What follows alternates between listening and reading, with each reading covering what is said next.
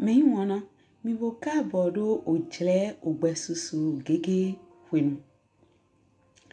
To kan heji mina tindo droje gbonjo mi on Kristi Jesu tondali nando no la wendagbe podo nando ma homenjrado ho. Mina sono ma nupikplon gbon owewe dali kele dide asisa ogbesusu gege Kristi ton drodo. Bon chomion eton lo polo kede dali mina so no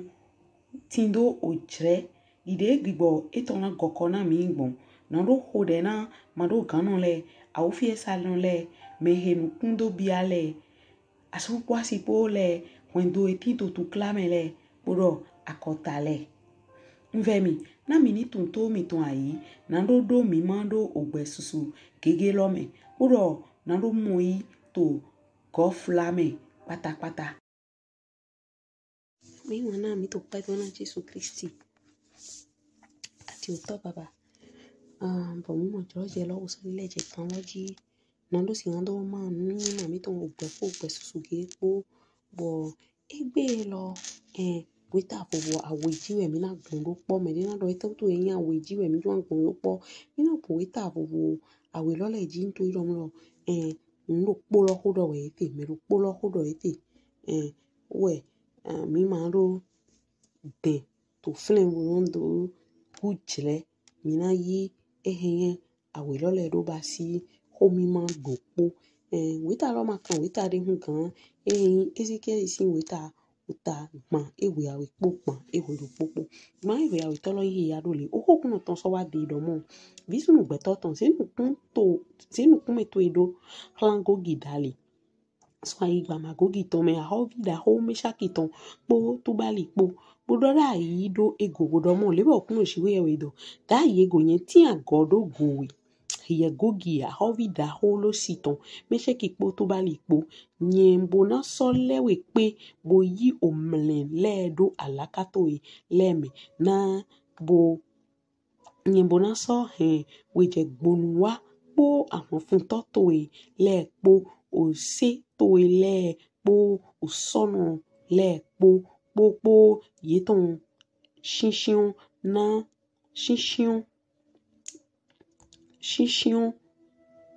na vona na àwọn fun to kigo me na àwọn fun kigo me ogbe da ho de po ogaglo po awenu po yeton yin ohi lego Persia kusi po puti po to yede po yeton po awenu po àwọn gbakun po gomeli po àwọn pada ho eton le po ohwe tolgama ton to ada agewaji patapata ton leme po àwọn pada ho eton le po yero akota susu po epo yin awule to mo wele awuna dewe ye po ogbeto ye bekpli hlan dewe le po ye nibo so yin o pe de to de hlan ye ogbede to de hlan ye to asan susu godo ye na dra ye kun to ohwe godo ton leme ye na wa bio ayi gba lo me ye egojo son o hi lome ye shian son akota susu me pli to o se Israeli ton le ji he ko ni ogbogbe jjde shigba ye chegbonu ton son akota leme ye bo sonna so yi bleo do no popo yeton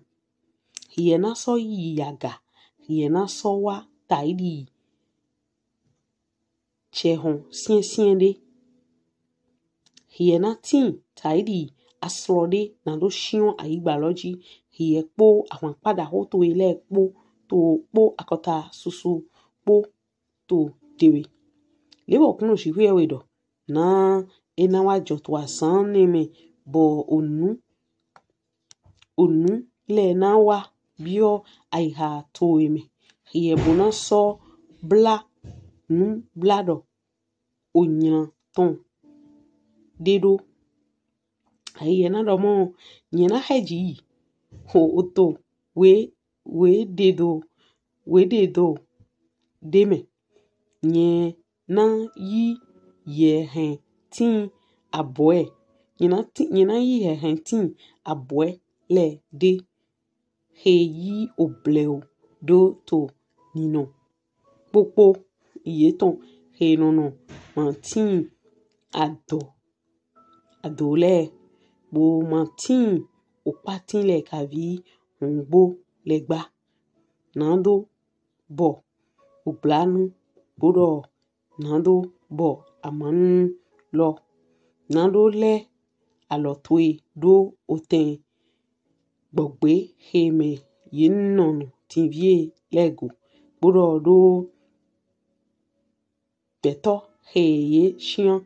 ton son akota le mego he tindo kanipa po agbanlepo he nono shion aigba he nono chinchin aigba le ton seba po dedani po ajoto tasi ton le po kini vu eton le po nando hlan we do ye he wa nando be o planu lowe ye ko be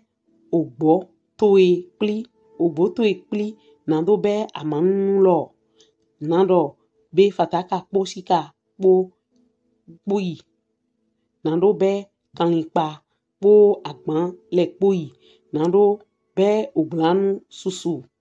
ene wutu fisunu beto ton do dai bodo hlan gogi do lewo okuno jiwe we do to azane me wenwena o meshele na yi obleo do nono be hiye mana nyue hiye bonaso son oten to eme wa son ada agewaji pete ton leji hiye po akota susu po to dewe bodo yehe ose jile ton ogbedaho de po àwọn funto honhono de po hiye bonaso heji wa Israeli o mesheleji di aslode nando shion aigba loji ena so ajoto azan kodo ton leme we nyina so fo we henwa aigba loji na kota le ni do nyomi wenena ye na klami do wiwe to hiyeme hiye gogi to nukun to ile nukun lewa kuno shiwe we do hiye we ewo oho meheton nyendo to ojle hoho me gbon devi she yewe gan Israeli ton le dali he dodai to asane le me na okwe susu do nyena henwe wa yeji ena swajo to asane me wenwena gogi na wa aigba Israeli ton loji we okuno shiwe we do home wulu she na heji wa bio àwọn tinslo she leme na to awuhan she me po do to mion homegle she ton leme we nyin ko doho nugbo to asan neme wihuan drahode na ti fine to aigba Israeli ton me mo bo ohwevi ohuton le po ohe olonton le po gbeganli danji ton le po onulili le he nono tin to aigbaji po gbeto he tin to nkume aigba tonji le po na hwan to nukonse yena so sise o se le liai o ten popolo le na ho ado aipo na so ho je aigba nyena so yiro na ohide do ewoji je ose shele po de okuno shiwe we do ohi omede pepeton na so tin to no visunu etonji nyena so yi asonyina kan po ohu po do hwegbe do ewoji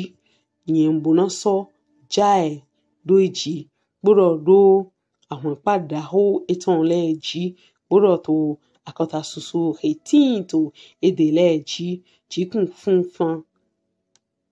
ududude po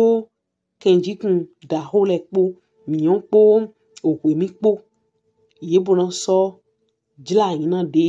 bona so clean de bona so clean do wiwe nye na so hen de zun nyinwe nye na so hen de zun nyinwe to nukon akota susu ton me ye bona so nywe do nyewe okruno o tagban ehwero poto ehi arule bodo hie visunu kwetoton doda idogo gigo bodomo liba okuno chiwewe do ta ye gunye ti anko do ogowe hie gogi ahovi da holo siton me sheki po tubali po nyembona so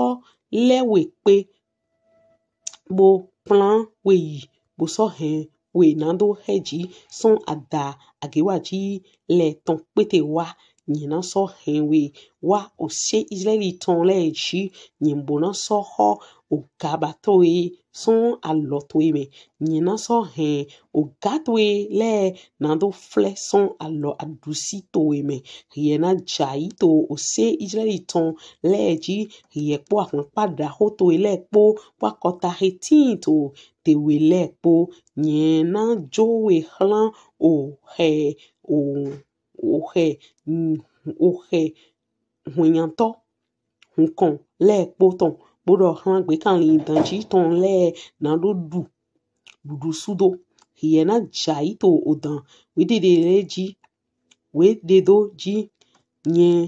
na nyenko doe we okuno shiwe we do nyembona so do mio de hlan gogiji bodo do ye heno yi obleo do no to hoto aigba leme yebona so nywedo nyewe okruno bodo onyiwiwe she we nyina so hensun nywe to blabla ome Israeli ton leme mo nye mana jike onyiwiwe she nando yin fuflu bagba akota le na so nywedo nyewe okruno ome wiwe lo to a Israeli me hallelujah ta yego eja ina so anyi wiwa we okuno shiwe we do ehe we asan lo oho heton nyenko bo ye he no to da ho Israeli ton le me na jegbonu yi bona yi atanwanu le do basi mion bo so fio ye awo inu le po okaglo le po okabale po ogale po a lonu po ohan le po yebona yi do basi mion okwe chian mon bo ye mana so yi na ke son tangiba mon shin chan atin de pepe liayi son nukan me ba na ye na basi mion adan wanu le ton ye bona so he enele he nye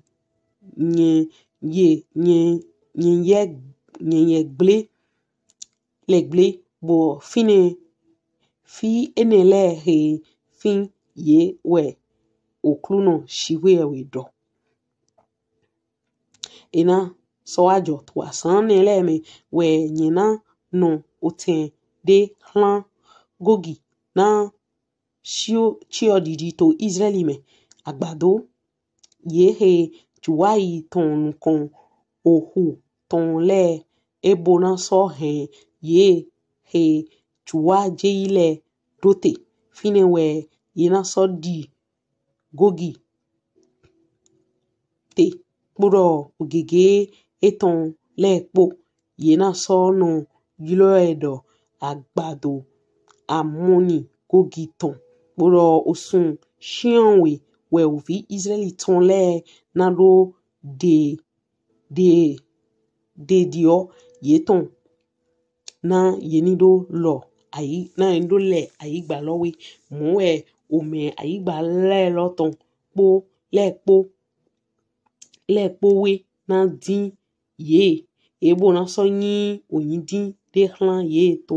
asan ne le me na pa ki go na mi we okuno shi we do ye na so clan sunu nwiwa we poponu ton le dote he na gbon ayi gba loji na do din po ye he po to nukume ayi gba loton ji po na do lewe to kodo osun shian we ton podo ye podo we ye na din podo ye he gbon ayi gba lo me nton le na gbon nton podo wenu na ome de mo ohu petoton de wenenu we ewo na do ya de do ekon kakashi odi tole ko di to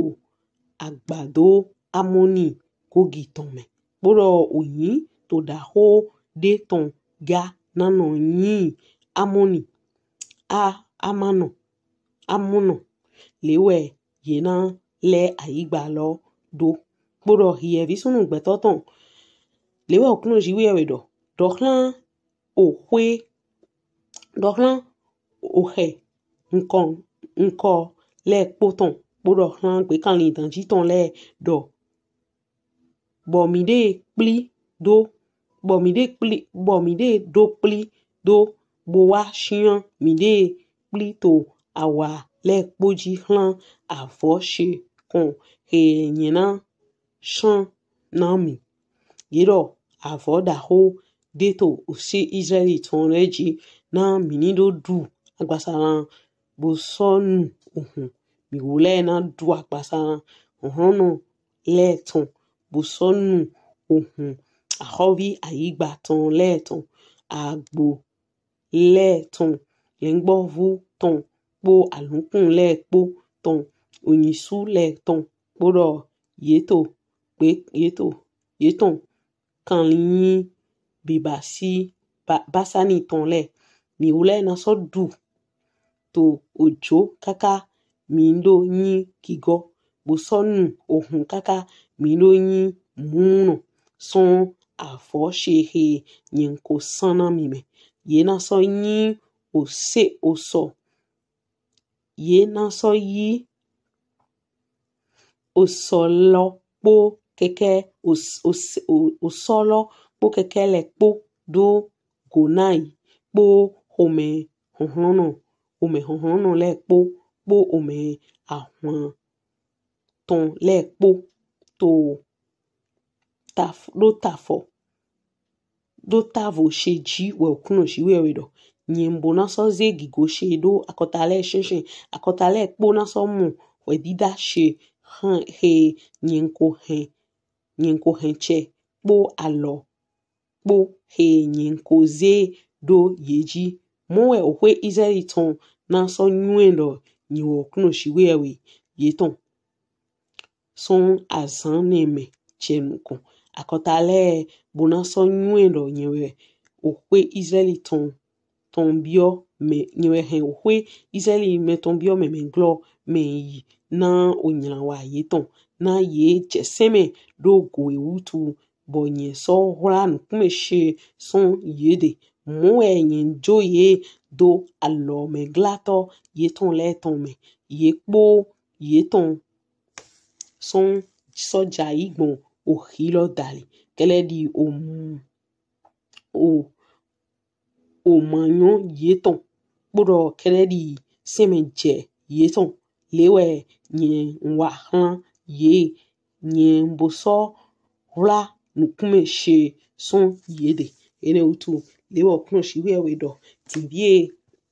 we nyina so vo memenglo Jacob ton henwa boso tindo le blanu do ohwe Israeli ton peteji nyimbo na so yi awu hwanu na oyin wiwe she yebo na so he o nya yeton po kiklen yeton po hedi po redali le kokon sklen do ego wenwena yena yi o bleo do no ayigba ye tome bo mede manaso he ye safu wenwena nyenko sovo ye henwa son akota leme bo so shian ye son ayigba kento ye ton le tome bo so bo ye so clan mi do iwe to yeme to nukun akota susu tome ye bona so nwendo nyewe okuno shiwe ye ton to ohwe to ehe nye ye nando yibio memenglo me to akota le sheshe bo so shian ye han ayigba ye ton titi ji koro nye manaso jo ode ye ton dai fine pereba mo nye manaso hola nukumeshe son yede pereba na nyenko kon kigoshe chegbonu do ohwe Israeli tonchi we okuno shiwe we do ni she bo we ta we nele icheju koto misi to kungbeme fogbeme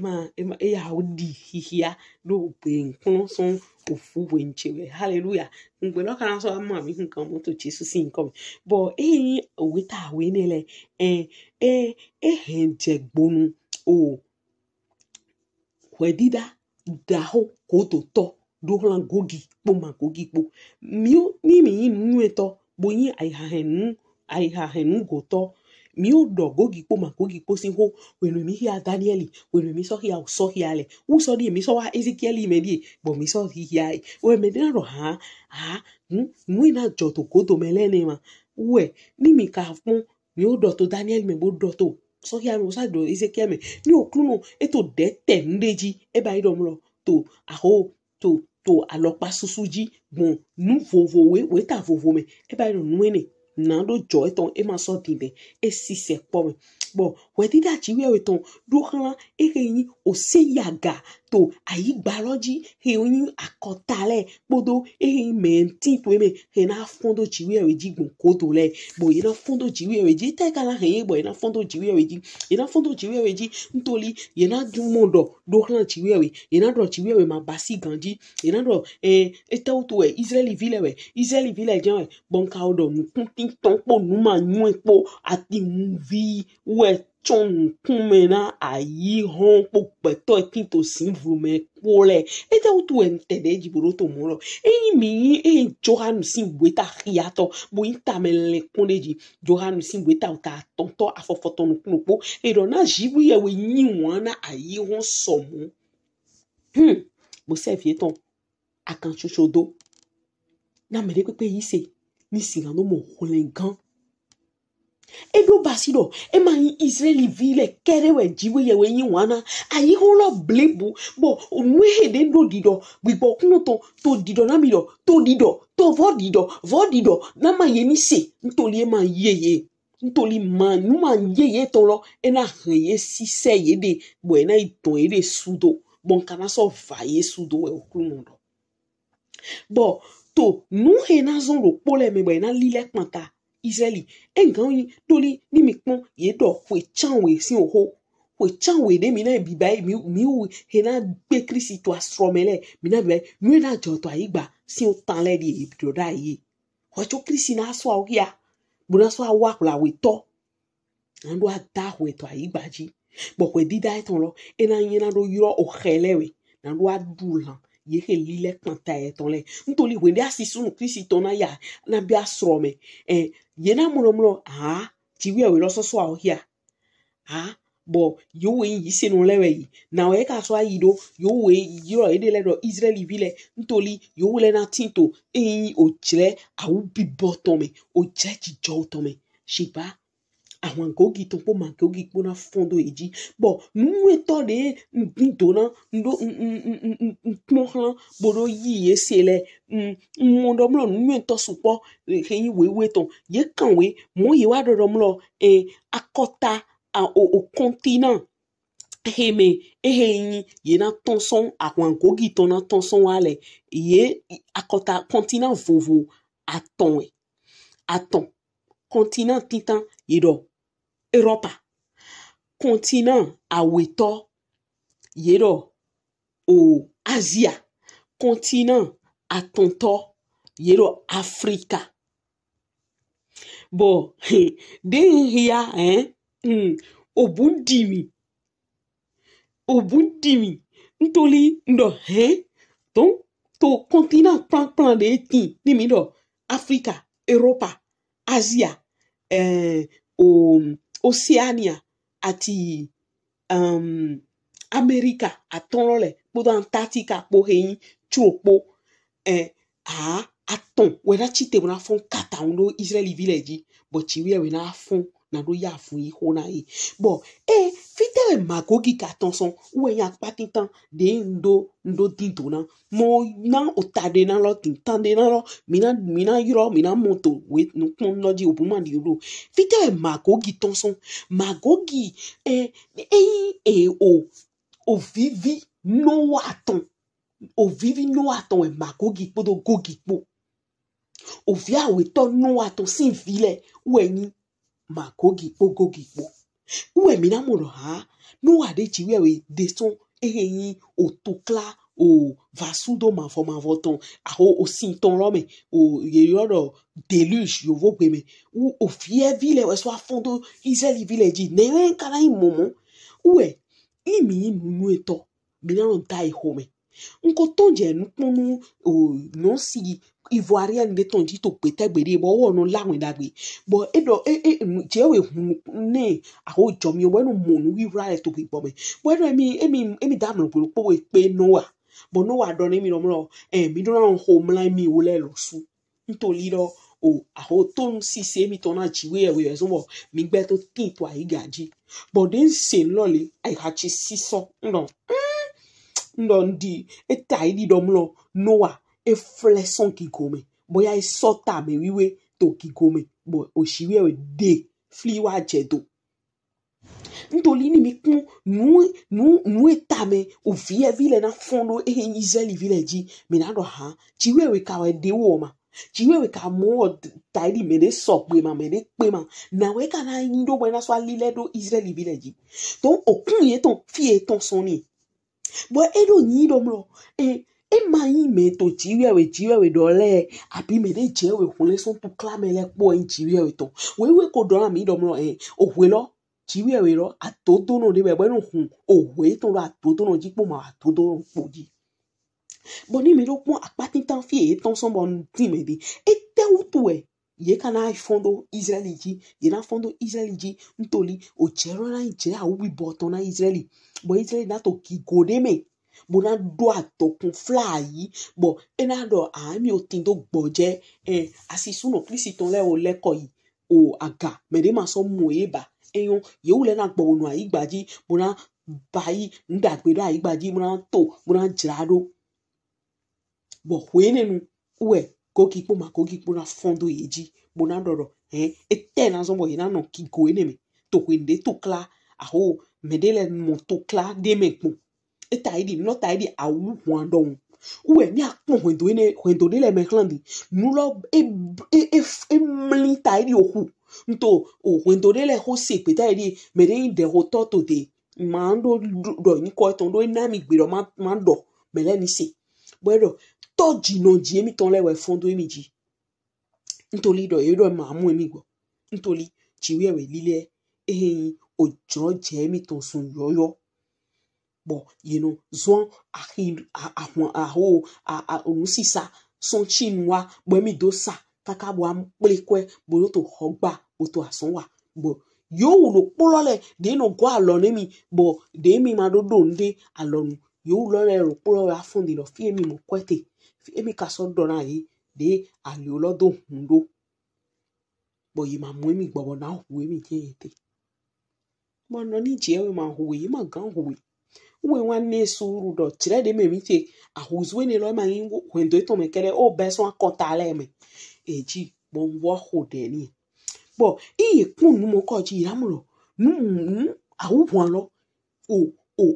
aho ohun yin kan ni be nhodero ni tinto hundo to me ni tinto hoto be ni tinto ayiha to Jésù ni huandona ntoli a huantori pepe ma no jijo a huantori pe ma nu toto to klalo me a huantori pe ma kan du to no so ito atodo no ji ntoli jiwe we lo sugbon ko yin atodo no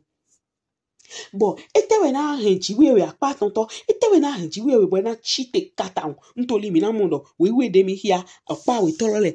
we ta awe lole ye do de jiwe we na fon chite ru na do singando da we na gogi pudo ma gogi pu ntoli na da we na igbon pa vovoa aton edo to fi na tinto ahun fun lole me to iseli si ayigbaji we mi na ja we mi do eji e mi na so ja yan kan do eji bo e mi na do asun nyina kan do eji mo ye na so to ahun ye de le bo na we de le to tendoro polo me bo mi na ayo ohe awano daho le podo pe kan e no du betolan po hun pole na fo sin yi ton nhode do yido Africa na ndeme nyende do hororo fi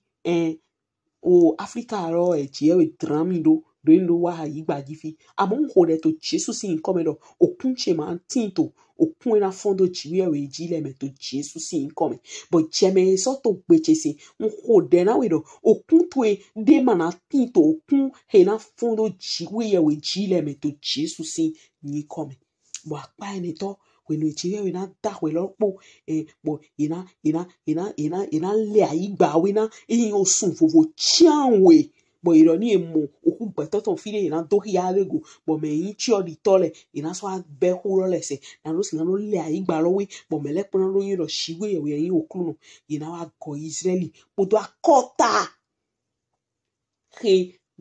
no apa aho he ma fonde jile po ina ko eme bibi okiko yoyo de me nhode do ni endo ma heji we jan ta ya sisuno Kristo bo ai no mro ofan lodo nu bo ma igigo lo me jan chale ma ton do po ho e asun ni kan wa tole poro no a o fi esa lo me mu we chan we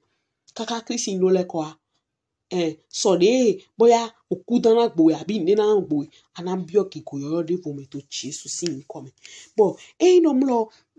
mi na dobo na no tero mu tade na he wa mu na we o vasudo ye he fondo jiwe we jile ton vasudo ye he fondo jiwe we jile ton mo tade la rin nkode do mi ma tito me na fondo jiwe we jile abi jiwe we si me di deleji eto ha me gbe di agunle ye agunfile do fondo ye we no leji ye mo wa avune